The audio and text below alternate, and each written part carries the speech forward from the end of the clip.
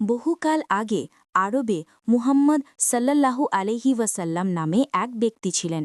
আল্লাহ তাকে শেষ নবী হিসেবে মনোনীত করেন এবং তিনি ইসলামের বার্তা প্রচার শুরু করেন। গরিব, দুঃখী এবং অভাবী বহু মানুষ এই ধর্মের প্রতি আকৃষ্ট হয়েছিল, কারণ তারা বুঝতে পেরেছিল ইসলামই সঠিক জীবন ব্যবস্থা। তবে অনেকেই মুহাম্মদ সাকে পছন্দ করতেন না।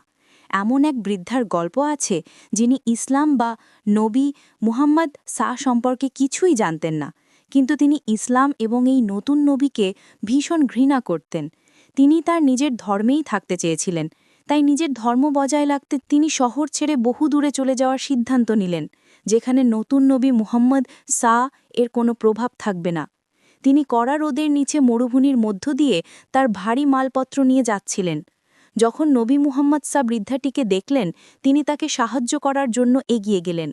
বৃদ্ধাটি সেই সদয় ব্যক্তিকে পেয়ে খুব খুশি হলেন। পথে নবীজি বৃদ্ধাটিকে জিজ্ঞেস করলেন কেন তিনি শহর ছেড়ে চলে যাচ্ছেন। বৃদ্ধা বললেন তিনি মুহাম্মদ নামে এক লোক সম্পর্কে শুনে শুনে ক্লান্ত, যে একটি নতুন ধর্ম ছড়াচ্ছে। তিনি লোকটিকে জাদুকর, মিথ্যাবাদী এবং খারাপ মানুষ বলে আখ্যায়িত করলেন। তিনি নবীজিকে বললেন যে এই মুহাম্মদ তার নতুন ধর্ম দিয়ে সর্বত্র বিশৃঙ্খলা সৃষ্টি করছে, যা তাকে খুব ক্ষুব্ধ করেছে। নবীজি এবং বৃদ্ধাটি দীর্ঘ পথ হাঁটলেন।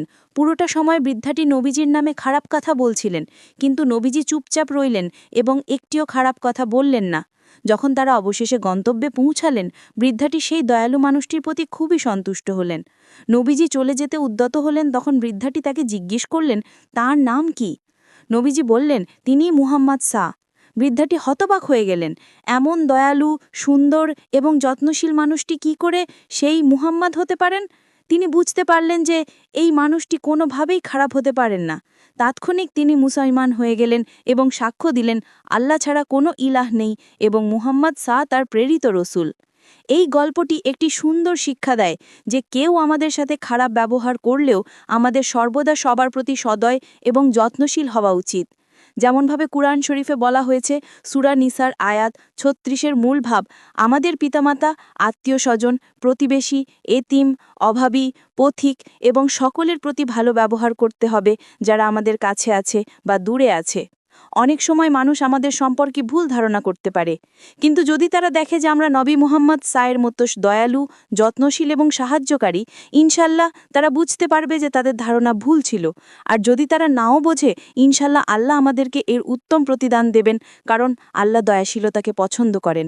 তাই আজই একটি ভালো কাজ করার চেষ্টা করুন। আল্লাহ আমাদের সবাইকে অত্যন্ত দয়ালু মানুষ হওয়ার তৌফিক দিন, যাতে আমরা সবাইকে সাহায্য করতে পারি।